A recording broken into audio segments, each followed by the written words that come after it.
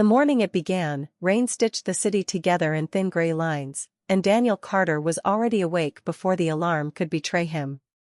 He lay still for a moment, listening to the soft rhythm of his daughter's breathing from the next room. Emma slept with one arm flung over her stuffed rabbit, her mouth slightly open, a small sound escaping with every exhale. Daniel smiled despite the ache in his chest. Every morning started like this now, quiet, careful, hopeful in the smallest ways.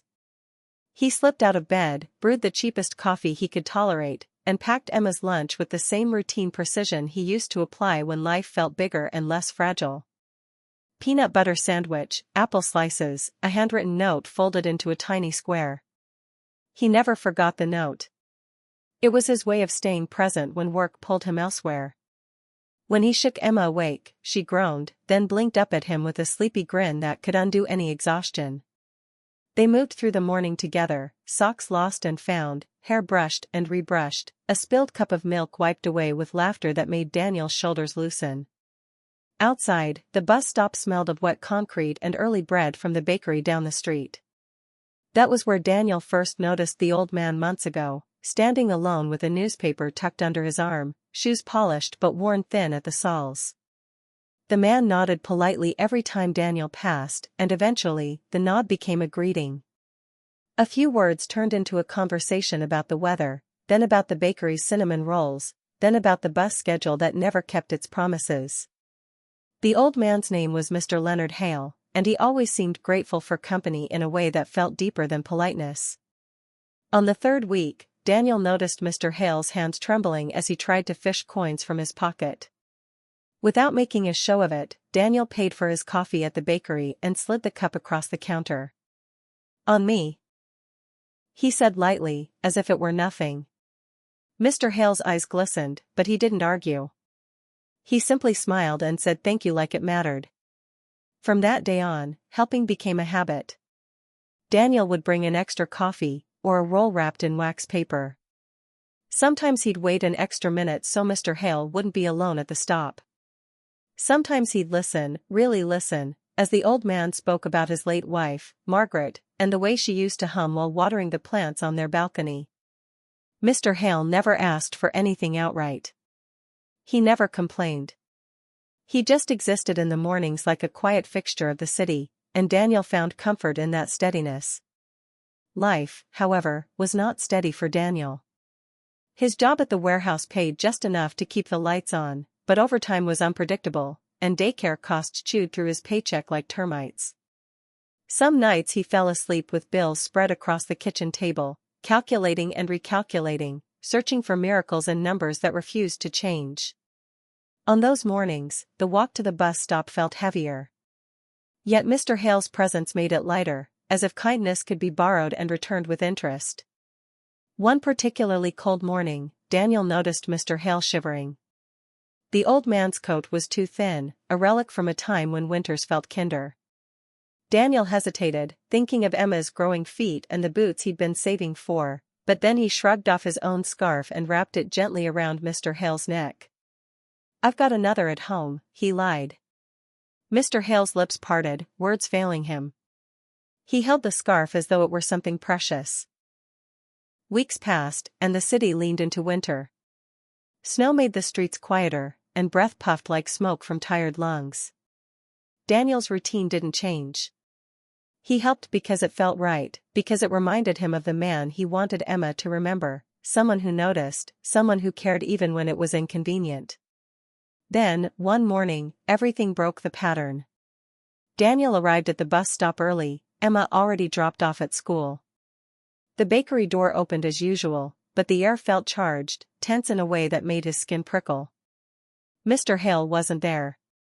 Instead, a black sedan idled at the curb, its engine humming low and confident. 4 men stood beside it, suits sharp as knives, eyes scanning the street with practiced precision. Another man, older but immaculately dressed, stepped forward, carrying a leather briefcase that looked like it had never known where. Daniel slowed, confusion knotting his brow.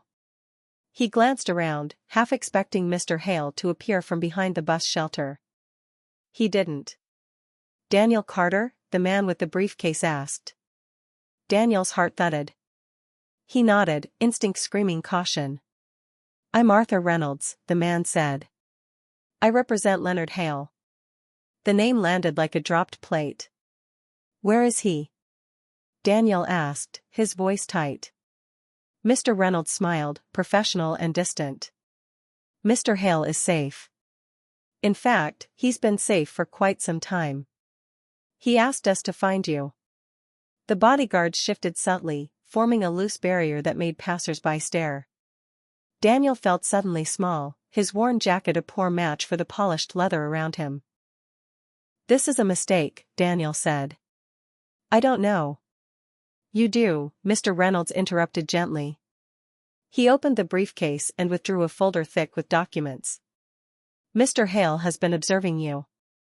Daniel laughed once, sharp and disbelieving. Observing me? I just bought him coffee. Mr. Reynolds' eyes softened. You gave him dignity.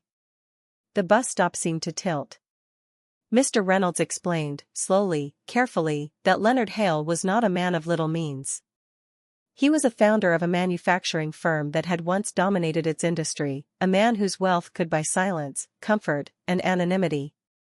After his wife's death, he had chosen to live quietly, to step away from a world that spoke to him only in transactions.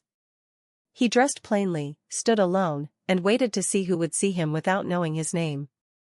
Daniel felt anger rise, hot and sudden. So this was a test, he demanded. A game? No, Mr. Reynolds said firmly. It was a choice. And you were never part of a test. Mr. Hale needed to remember what it felt like to be treated as a human being. You did that without knowing who he was. That matters. Mr. Reynolds handed Daniel a letter, the paper thick and heavy in his hands. Leonard's handwriting was careful, slanted slightly to the right. In the letter, Leonard wrote about mornings and kindness, about how Daniel's presence had stitched his days back together. He wrote about watching Daniel with his daughter, about seeing the quiet strength of a man who kept showing up despite the weight of the world. He wrote about regret, about the years spent chasing growth while love waited at home, about the loneliness that came with success unshared. At the end of the letter, Leonard asked Daniel to come see him. The meeting took place in a building Daniel had passed 100 times without noticing, its lobby all marble and light. Leonard sat by a window overlooking the river, the scarf Daniel had given him folded neatly on his lap. He looked older there, frilier. But his eyes were clear. You didn't have to do any of it, Leonard said. That's why it mattered. Daniel struggled for words. I thought you needed help. Leonard nodded. I did. Just not in the way people usually think. They talked for hours. Leonard listened as Daniel spoke about Emma, about his wife's passing, about the nights when fear crept in and stayed. Leonard spoke about Margaret, about mistakes and the cost of waiting too long to be kind. When Daniel left, he carried more than a handshake. Leonard offered help, not charity, but opportunity. A scholarship for Emma's education, flexible work through one of his companies, mentorship that respected Daniel's pride. Daniel accepted with tears he didn't bother to hide. The city kept moving, indifferent as ever, but Daniel's mornings changed. He still stopped at the bakery. He still waited at the bus stop. Sometimes Leonard joined him, no bodyguards in sight, just two men sharing coffee and quiet. Emma met Leonard, and he became Grandpa Leo, the kind who showed up with books and listened like it mattered. Years later, when Daniel told the story, he never mentioned the lawyers first. He talked about rain and coffee, about noticing someone and choosing to care. He taught Emma that kindness doesn't ask for names or balances. It simply shows up, every morning, and changes lives in ways you may never see coming.